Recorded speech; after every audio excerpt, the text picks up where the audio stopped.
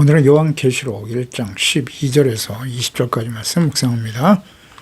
1장 12절에서 20절까지 말씀 있습니다. 몸을 돌이켜 나에게 말한 음성을 알아보려고 돌이킬 때 일곱 금촛대를 보았는데 촛대 사이에 인자 같은 이가 발에 끌리는 옷을 입고 가슴에 띠를 띠고 그의 머리와 털의 희기가 흰 양털 같고 눈 같으며 그 눈은 불꽃 같고 그의 발은 풀못벌에 단련한 빛난 주석 같고 그의 음성은 많은 물소리 같으며 그의 오른손에 일곱 별이 있고 그의 입에 좌우에 날선 검이 나오고 그 얼굴은 해가 힘있게 비치는 것 같더라. 내가 볼 때에 그의 발 앞에 엎드려져 죽은 자 같이 되매 그가 오른손을 내게 얹고 이르시되 두려워하지 말라. 나는 처음이요 마지막이니 곧 살아있는 자라. 내가 전에 죽어서 놀아볼지어다.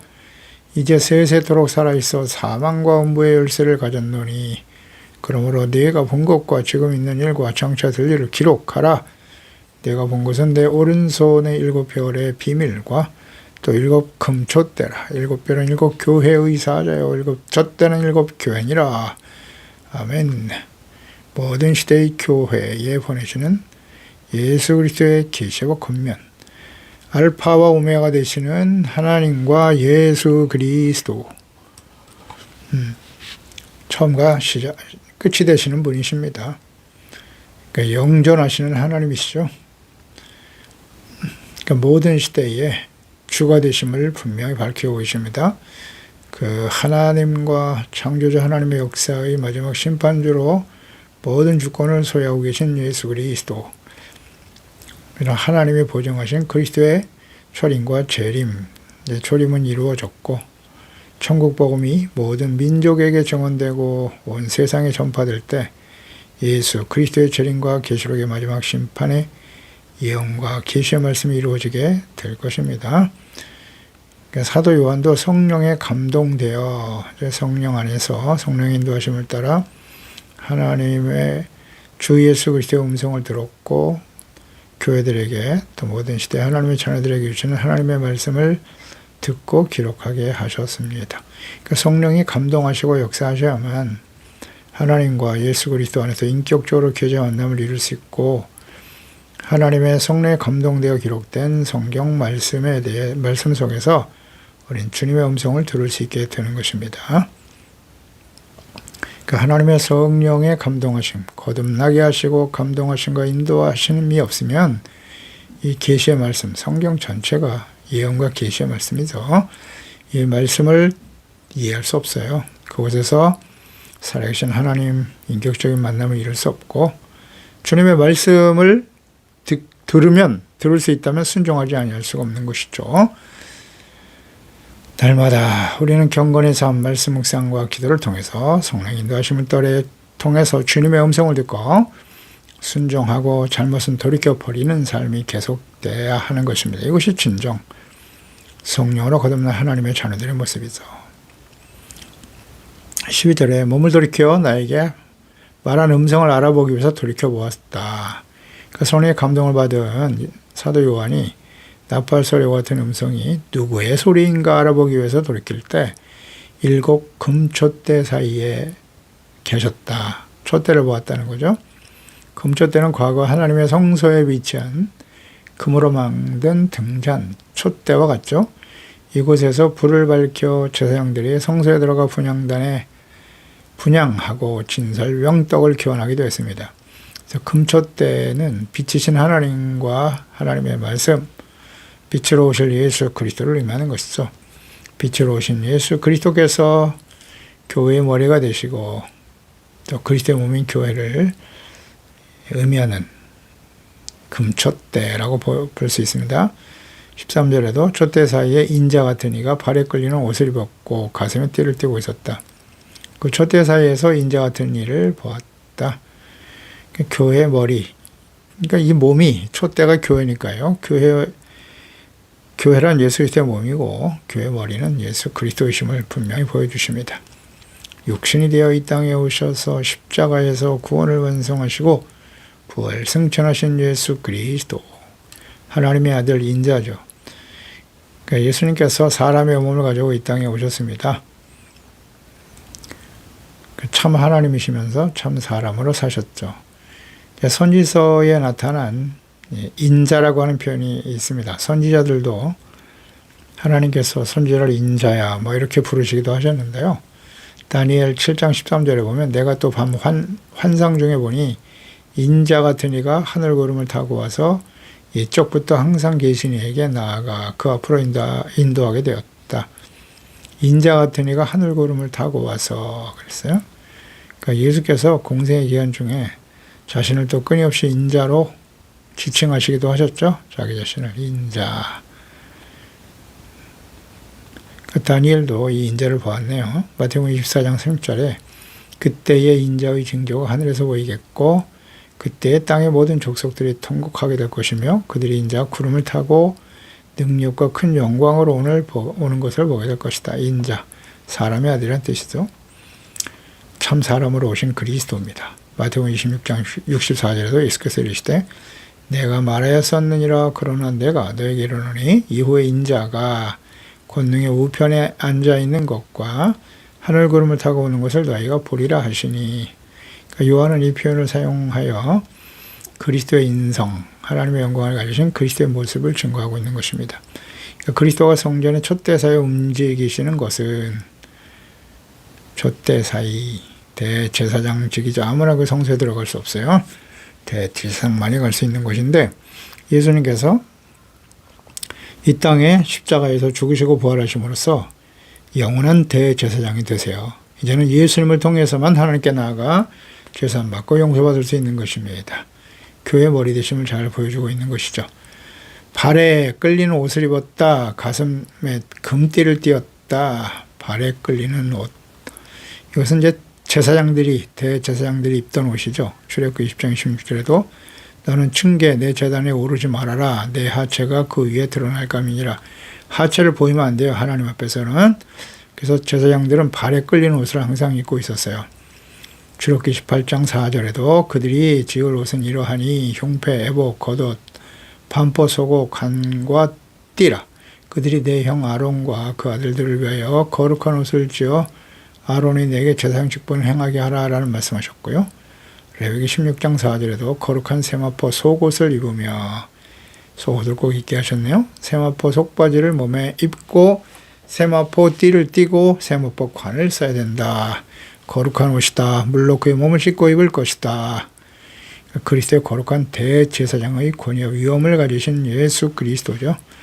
그러니까 가슴에 띠를 띠었다. 이건 제사장 혹은 왕의 예복의 모습을 보여주고 있는 거네요. 출애굽기 18장 8절에 에봇 위에 매는 띠는 에봇 짜는 법으로 금실과 청색, 자색, 홍색 실과 가늠의 배실로 에봇에 정교하게 붙여 짤 것이다. 출애굽기 29장 5절에도 의복을 가져다가 아론에게 속옷과 에봇 받침, 겉옷, 에봇을 입히고 흉패를 달고 에봇에 정교하게 짠 띠를 띠게 하라. 그러니까 대제사장이신 그리스도의 모습이죠. 천국에 계신 대제사장이신 그리스도, 하나님 보좌 우편에 계시는 그리스도의 위엄과 하나님의 아들로서의 신성을 보여주시는 거죠. 그대로 증거하고 있습니다. 생명의 빛이신 그리스도, 영원한 대제사장이신 예수 그리스도, 성육신하신 인자이신 참 사람으로 오신 그리스도를 보여주고 있는 것이죠. 죽으신과 부활을 통해서 구원을 온전히 이루신 예수 그리스도의 말씀과 계시죠.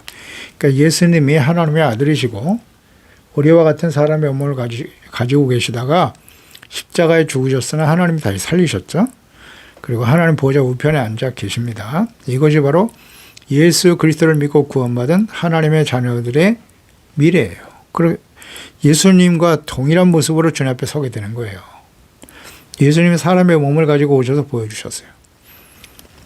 그래서 그리스도인들은 죽음이 끝이 아니라는 거죠. 다시 살리신다. 부활하게 하셔요. 모든 사람은 다 부활합니다. 생명의 부활로 나오거나 혹은 심판의 부활로 나올 뿐이죠. 선을 행한 자는 요한복음 5장이죠. 선을 행한 자는 생명의 부활로 나오고 악을 행한 자들은 심판의 부활로 나오게 될 것이다. 나중에 요한계시록 우리가 쭉 묵상해 보면 흰보자, 백보자 심판이 나오죠. 모든 사람이 그 보좌 앞에 서게 될 것이고 그 모든 행적이 다 생명체에 기록되어 있어요. 그걸 보고 심판받는 거예요. 그러니 우리가 이 땅에 사는 동안에 예수께서 그리스도이심을 알고 성령으로 거듭난 하나님의 자녀가 되어 하나님의 말씀 성경을 진리로 믿고 말씀이 육신이 되어 찾아오신 예수 그리스도를 믿고 주님의 삶을 따르는 것, 이것이 얼마나 복된 일인가요? 우리의 미래는 오늘 현재에 달려 있어요. 오늘 지금 우리가 예수 그리스도와 함께 의의 길을 가고 있는가, 생명의 길을 가고 있는가를 잘 생각해 보세요. 좁은 문으로 가기를 힘써라. 좁은 문, 협착한 길이죠. 그것은 곧 말씀을 듣고 지켜 순종하는 예수 그리스도와 함께 십자가를 지고 가는 길이에요. 그 길만이 생명의 길이다. 그러니까 성경에 보면 또 이 다니엘이 보는 환상 14절에 보면 머리털이 희귀가 양털 같다. 그의 눈은 불꽃 같다. 다니엘이 보는 환상의 내용과 일치하는데요. 이 계시록 말씀 우리가 이제 계속 묵상해 가면서 저는 많은 성경 말씀과 연결해서 말씀들을 인용하고 함께 연결해서 해석하려고 합니다. 그래서 이 요한계시록 말씀은 그렇게 어려운 말씀이 아니에요. 이미 이전에 하나님께서 선지자나 예수 그리스도를 통해서 사도들을 통해서 하셨던 모든 말씀과 다 연결되어 있어요. 그래서 이 하나님의 말씀을 많이 인용할 거예요. 연관해서 함께 묵상해야 합니다. 다니엘서 7장 9절에 보면 내가 보니 왕자가 놓이고 예적부터 항상 계시니가 좌정하셨는데 그의 옷은 희기가 눈 같고 그의 머리털은 깨끗한 양의 털 같고 그의 보좌는 불꽃이요 그의 바퀴는 타오르는 불이다 라고 말씀하고 있죠. 그러니까 다니엘도 이 모습을 본 거예요. 왕자, 하나님이 계신 예수 그리스도가 앉아 계신 왕자를 보았고 옛날부터 항상 계시니 예수님께서도 하나님과 함께 계셨어요. 그곳에 좌정하여 앉아 계셨더라는 거죠. 근데 그 모양이 오늘 사도 요한이 본 예수님의 모습과 같네요. 다 일치하죠. 이게 성경을 연결해서 해석해야 돼요. 당시 다니엘이 본 환상은 요한이 본 예수님, 인자의 모습과 같다. 그러니까 성경에서 흰 색깔은 항상 권위와 영광과 순결을 의미하죠.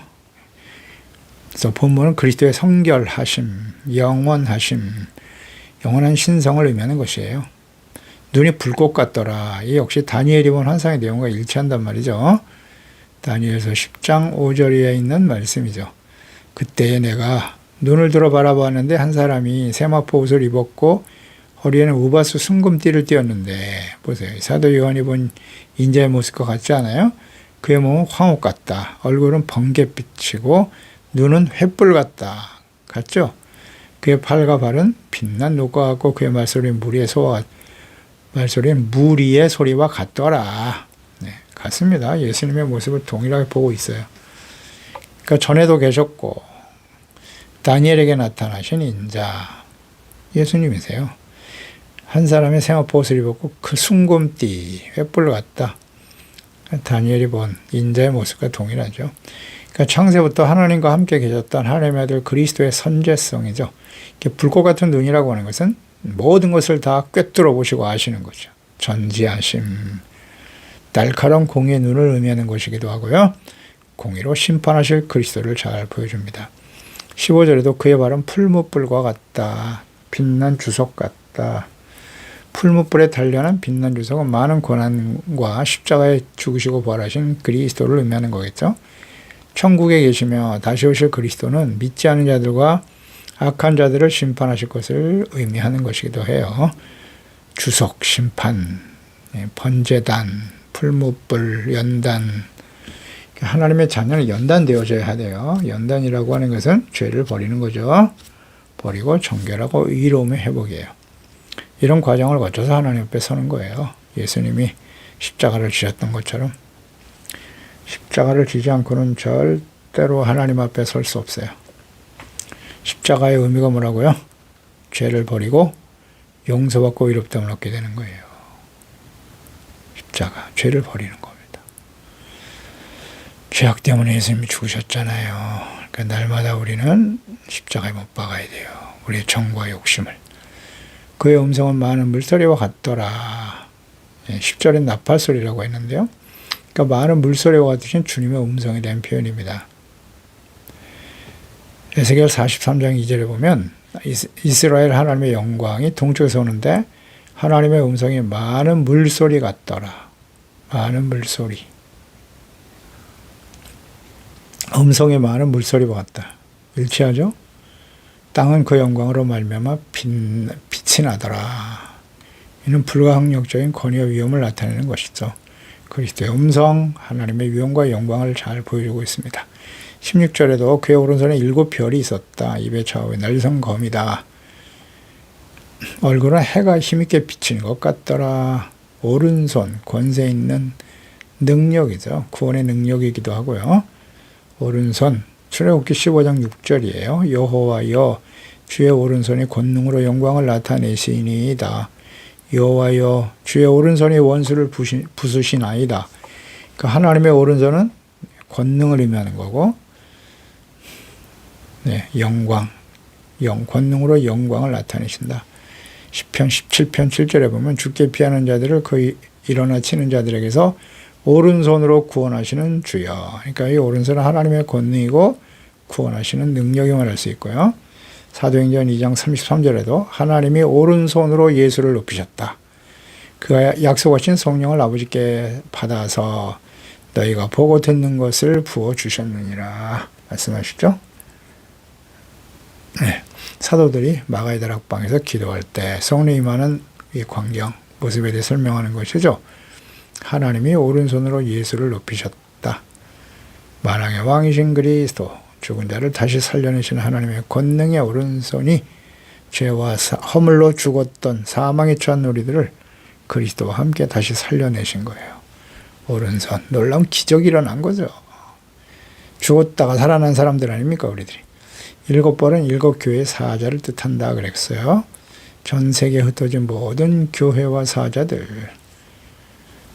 그래서 본문은 7교회죠. 모든 시대 교회와 예수 그리스도의 영광과 보호하신 가운데 모든 교회가 있음을 알 수 있죠. 7교회의 사자들, 하나님을 섬기는 주의 종들과 모든 성도들. 그 입에서 좌우에 날선검이 나오더라. 이는 신구약 성경에 흔히 사용된 비유의 말씀이기도 하죠. 입에서 좌우에 날선검이라. 히브리서 4장 12절에 하나님의 말씀은 살아있고 활력이 있어 좌우에 날선 어떤 곰보다도 예리하다. 혼과 영과 및 관절과 골수를 찔러 쪼개기까지 하며 마음의 생각과 뜻을 판단하신다. 하나님의 말씀 공의로 심판하시고 말씀이 육신이 되어 오신 예수 그리스도. 그 그리스도를 믿지 않고 거부하는 자들에게는 심판이 될 것이다 라는 말씀이기도 하고요. 데살로니가후서 1장 8절에 보면 하나님을 모르는 자들과 우리 주 예수 그리스도의 복음에 복종하지 않은 자들에게 형벌을 내리실 것이다. 검이라고 하는 것은 영과 육, 우리의 죄와 허물을 정확하게 알고 정리하신다. 속일 수 없죠, 하나님 앞에서는. 깨닫고 돌이켜 용서받는 것이 가장 지혜로운 모습이에요. 마태복음 17장 2절에도 그들 앞에서 변형되사 그의 얼굴이 해같이 빛나며 옷이 빛과 같이 헤어졌다라는 말씀도 있죠. 예수님의 흰, 거룩하고 성결한 모습을 잘 보여주고 있네요. 그리스도의 신성이죠. 영광과 존귀하심을 잘 나타내 보여줍니다. 17절에 내가 볼 때 그 발 앞에 엎드려 죽은 자같이 되다. 당연하죠. 오른손을 얹고 이르되 두려워하지 말라. 나는 처음이요 마지막이다. 알파와 오메가 되시는 그리스도, 하나님의 아들이시니까요. 그러니까 예수 그리스도의 영광을 본 요한의 반응이죠. 그 앞에 엎드려져 죽은 자같이 되더라. 이는 하나님의 영광을 직접 경험한 사람들의 공통적인 반응과 태도입니다. 하나님의 임재하심, 온전한 예배자로 하나님을 경배하게 되지요. 네, 과거의 선지자들을 볼까요? 다니엘서 8장 7절에 그가 내가 선 곳으로 나왔는데 그가 나올 때 내가 두려워서 얼굴을 땅에 대고 엎드렸다. 하나님을 영광을 보게 되면 두려워서 쳐다뵙지도 못해요. 그가 내게 이르시되 인자야 깨달아 알라 이 환상은 정한 때에 관한 것이다. 에스겔 선지자 역시 마찬가지죠. 에스겔 1장 28절에 그 사방 광채의 모양은 비오는 날 구름이 있는 무지개 같은데 이는 여호와의 영광의 형상의 모양이라 내가 보고 엎드려 말씀하시는 이 음성을 들었다. 하나님의 영광을 배우면 그 자리에서 엎드려 고개를 들 수가 없습니다. 죄인인 우리가 거룩하시고 영광스러우신 하나님 앞에 무릎 꿇고 엎드릴 수밖에 없어요. 이것이 온전한 예배의 태도죠. 오른손으로 내게 얹고 이르되 두려워하지 마. 하나님의 영광을 배울 때 두려워하는 이유는 무엇일까요? 우리가 죄인이기 때문이에요. 예수 그리스도를 믿고 우리가 죄사함 받아 의롭다함을 얻게 되었으나 그 이후에도 끊임없이 악하고 패역한 세상에 살면서 죄악 가운데 살아갈 수밖에 없습니다. 두려워하게 되죠. 죄를 가지면 하나님 앞에 두려울 수밖에 없습니다. 그런데 하나님께서 두려워하지 마라. 이 얼마나 큰 은혜입니까? 우리를 용서해 주시고 의롭다함을 얻게 하신 하나님의 은혜이지요. 이사야서 6장 5절이어도 그때 내가 말하되 화로다. 이사야가 하나님의 영광을 배우고 있었던 배울 때의 모습이죠. 나는 입술이 부정한 사람이요 나는 입술이 부정한 백성 중에 거주하면서 만군의 여호와이신 왕을 배웠음이로다 하였더라. 그때의 서랍 중에 하나가 부젓가락으로 제단에서 집은 바 핀 숯을 손에 가지고 내게로 날아왔다. 그것을 내 입술에 대며 이르되 보라 이것이 내 입에 닿았으니 내 악이 제하여졌고 내 죄가 사하여졌느니라. 아멘이죠. 그렇습니다. 우리가 죄 때문에 하나님의 영광을 배우면 두려울 수밖에 없어요. 그런데 하나님께서 예수 그리스도로 말미암아 우리의 죄를 용서해 주시더라. 그래서 하나님 앞에 설 수 있는 거예요. 처음이요 마지막이신 그리스도의 선제상 창조주 하나님과 함께 계셨고 마지막 심판 때에도 동일하게 계시는 그리스도. 히브리 13장 8절이죠. 예수 그리스도는 어제나 오늘이나 영원토록 동일하시다. 역사의 시작과 마지막이 되시는 그리스도. 아멘. 18절에 살아있는 자라 내가 전에 죽었었노라 강조하시네요. 볼지어다 이제 세세토록 살아있을 것이고 사망과 음부의 열쇠를 가지신 분이 예수님이세요. 그러니까 사도 요한은 예수님의 죽으심과 부활하심을 직접 목격한 증인이에요. 그래서 예수님께서 십자가에 죽으시고 다시 살아나셨다. 승천하신 분이심을 분명히 알고 이에 대한 증인이 되었던 것인데요. 이 주님의 모습을 다시 배우게 되었다는 거예요. 그 예수님께서 십자가에 죽으시고 부활하신 예수님, 우리에게 모든 죄를 용서하시고 구원하신 예수님께서 하나님 보좌 우편에서 장차 이루실 일에 대해서 교회와 그리스도인들에게 이 말씀을 하고 계시는 겁니다. 십자가에 죽으신과 부활과 승천하신 예수께서 그러니 예수 그리스도를 믿고 구원받아 거듭난 하나님의 자녀들이라면 이 말씀에 나타난 이 계시의 말씀의 뜻이 무엇인지 다 이해할 수 있어요. 어렵지 않습니다. 그러나 그렇지 않은 사람들은 이 말씀을 들을 수도 없고 지켜 순종할 수도 없다. 당연하죠. 순종할 수 없습니다. 요한복음 1장 1절로 2절에 사도 요한은 예수님에 대해서 아주 분명히 증거하잖아요. 태초의 말씀이 계셨다고. 그 말씀이 육신이 되어 이 땅에 찾아오신 분이 예수님이라고. 14절의 말씀이 육신이 되어 우리 가운데 거하심에 우리가 그의 영광을 보니 아버지의 독생자의 영광이요 은혜와 진리가 충만하더라. 아멘입니다. 그분이 바로 사망과 음부의 열쇠를 가졌다는 거죠. 사망과 음부의 열쇠, 생명과 사망, 천국과 지옥을 결정하는 심판의 권세를 가지신 분이 예수님이라는 거죠. 아주 단순한 진리입니다. 사망과 음부의 열쇠를 가졌다. 죽일 수도 있고 살리실 수도 있고. 그러니까 우리가 예수 그리스도를 알고 죄사함 받고 용서받아 의롭다함을 얻고 하나님의 자녀로 영원한 하나님의 나라의 소망을 가지고 살아가는 게 얼마나 복된 일인가요? 예수님께 이 모든 권세를 주셨어요. 마태복음 28장 18절에 예수께서 나와 말씀하여 이르시되 하늘과 땅의 모든 권세를 내게 주셨다. 이사야 선지자를 통해서도 예언하셨죠. 그리스도에 대한 예언의 말씀이 여러 곳에 나타나 있는데요. 이사야 11장 1절이야. 이새의 줄기에서 한 싹이 나며 이새의 줄기, 다윗의 후손으로 오실 예수 그리스도. 그 뿌리에서 한 가지가 나서 결실할 것인데 그 위에 여호와의 영, 곧 지혜와 총명의 영, 머리학과 재능의 영, 지식과 여호와를 경외하는 영이 강림하실 것이다. 예수님께서 요단강에서 세례 받으실 때 성령 임하셨잖아요. 그 말씀을 그대로 보고 예언하셨네요. 그가 여호와를 경외함으로 즐거움을 삼는다. 그의 눈에는 그리스도예요. 보는 대로 심판하지 않고 그의 귀에 들리는 대로 판단하지 않을 것이고 공의로 가난한 자를 심판하여 정직으로 세상의 겸손한 자를 판단할 것이다. 그의 입에 막대기로 세상을 치고 입술의 기운으로 악인을 죽이고 공의로 그의 허리에 띠를 삼으며 성실로 그의 몸에 띠를 삼을 것이다. 그리스도에 대한 예언의 말씀이죠. 19절에 그러므로 내가 본 것과 지금 있는 일과 장차 될 일을 기록하라. 보세요. 지금 있는 일, 내가 본 것, 지금 있는 일, 정차 될 일. 그 사도 요한이 반모섬에 유배가 된 때, 초대교회 당시의 상황들을 보면 로마의 황제들에 의해서 박해를 당하고 있었습니다. 그 현실적인 박해받는 현실에 대한 말씀과 부패한 교회와 그리스도인들의 영적 상태를 보여주고 계시고, 이러한 모든 상황들이 모든 시대와 특히 마지막 심판 때에 일어나게 될 심판의 구체적인 계시와 예언의 말씀들이 상호 관련이 있음을 자세히 기록하여 남기신 것입니다. 그러니까 이 말씀을 근거로 역사적 해석법을 주장하기도 해요. 그 당시의 모든 상황들, 이것이 이제 앞으로 이어질 미래의 일들과 연결되어 있다고 하셨기 때문에 역사적 해석법 혹은 뭐 상징적 해석법, 요한계시록을 해석하는 데 있어서 접근하는 방법이기도 한데요. 뭐 역사적 해석법이 전혀 근거가 없는 해석이라고 할 수는 없지만 그것이 계시록을 이해하는 절대적인 해석법은 아니라는 거죠. 그 역사적으로만 해석하면 그 역사적인 사건들과 맞지 않는 부분도 있거든요. 그러니까 주님께서 장차 일어날 일을 보고 하신 것이기 때문에 그 때와 시는 하나님만 알고 계시는 거고요.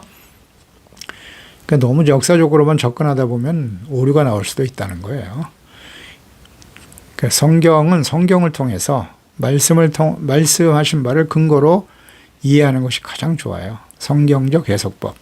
그래서 모든 성경의 말씀이 그러하듯 계시록 역시 과거, 현재, 미래 알파와 오메가가 되시는 변함없는 하나님의 뜻과 아담과 하와 이후 타락한 교만하고 완악한 어리석은 주의 백성들 자녀들의 특성에 대해서 자세하게 말씀하고 계신 것과 동일한 진리의 말씀임을 알 수 있습니다. 성경, 지금까지 하나님 말씀하시고 이루셨던 그 말씀과 연결해서 묵상하면 다 이해가 돼요.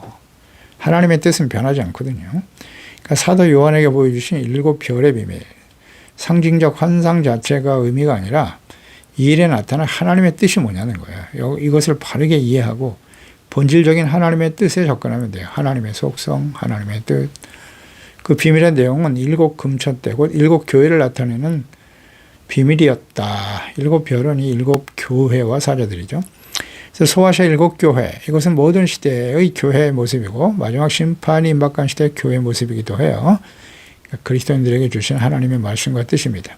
그러니까 마지막 심판이 임박한 시대이기 때문에 하나님의 자녀들, 교회와 하나님의 자녀들의 영적 상태가 어떠한지를 잘 보여주시는 거예요. 책망하고 온전하게 하시며 권면하시는 거죠. 다시 오실 주님과 마지막 심판에 대해 준비하게 하시려는 주님의 뜻인 것입니다. 그래서 기록된 말씀, 성경을 기록한 목적이 무엇이뇨? 디모데후서 3장 16절 17절이죠. 성경은 하나님의 감동으로 된 것으로 역시 계시록도 하나님의 감동으로 기록한 책이잖아요. 계시의 말씀이잖아요. 교훈, 책망, 바르게 함과 의로 기억하고 유익하며 하나님의 사람으로 온전하게 하며 모든 선한 일을 행할 능력을 갖추게 하려 하심이니라. 계시록의 말씀을 기록한 목적도 이와 같아요. 그렇지 않습니까? 뭐 어렵나요? 교훈, 책망, 바르게 하는 거예요. 의로 교육받게 하시고 하나님의 사람으로 온전하게 하는 것입니다. 베드로후서 3장 10절 이하에도 마지막 예수 그리스도의 재림과 심판에 대해서 말씀하시면서 주의 날이 도적같이 올 건데 그날에는 하늘이 큰 소리로 떠나가고 물질이 뜨거운 불에 풀어지고 땅과 그 중에 있는 모든 일이 드러나게 될 것이다. 마지막 심판의 모습에 대해서 이 모든 것이 이렇게 풀어지는데 너희가 어떤 사람이 되어야 마땅하냐? 이 심판에 대해서 말씀하시고 그 심판이 임박한 시대에 살아가는 너희 그리스도인들은 어떻게 살아야 돼요? 거룩한 행실 경건함으로 하나님의 날이 임하기를 바라보고 간절히 사모해라. 또 그날에 하늘이 불에 타서 풀어지고 물질이 뜨거운 불에 녹아질 것이다. 하나님 말씀대로 이루어지게 될 것이라는 거예요. 그때 우리는 약속대로 의가 있는 곳인 새하늘과 새 땅을 바라보아야 한다는 거예요. 그리고 주님 앞에서 점도 없고 흠도 없이 평강 가운데 나타나기를 힘써야 한다고 말씀하시거든요. 이것이 성경을 기록한 목적이고 예수 그리스도의 재림을 기다리는 성도에 마땅한 태도가 되어야 할 것입니다. 계시록에 대한 우리의 태도인 것입니다. 기도하겠습니다. 하나님 아버지, 오늘도 주의 말씀을 통해서 하나님께서 예수 그리스도를 통하여 우리에게 하나님 말씀이 되신 말씀이 육신되어 찾으신 예수 그리스도를 통해서 우리의 모든 죄를 사하시고 용서하시고 십자가에서 대속의 은혜로 우리를 용서하시고 예수님을 죽은 자 가운데 다시 살려내신 하나님의 그 놀라우신 능력이 그리스도 예수 안에서 구원받은 하나님의 자녀들을 다시 살려 하나님 보좌 우편에 앉으신 것 같이 영광스러운 모습으로 주님의 앞에 설 수 있는 은혜를 주신 것을 감사합니다. 주님의 그 오른손 구원의 능력을 날마다 찬양하면서 처음이요 마지막이신 그리스도를 우리가 알고 이 주어진 삶의 여정의 계시록 말씀을 통해서 이 마지막 때 예수 그리스도의 재림과 언약 심판 때 일어날 일들을 미리 알게 하시고 보게 하심으로써 우리가 하나님 앞에 거룩한 행실 또 하나님의 자녀로 온전하여지고 하나님을 기쁘시게 하는 모든 선한 일의 열매를 맺으며 하나님이 주님 앞에 흠없고 점이 없는 평강 가운데 나타나기를 힘쓰는 지혜로운 하나님의 자녀들 준비되게 하시고 항상 모든 선한 일을 행할 능력을 갖추고가는 온전한 하나님의 자녀들로 잘 준비되게 하소서. 예수님의 이름으로 기도드리옵나이다. 아멘.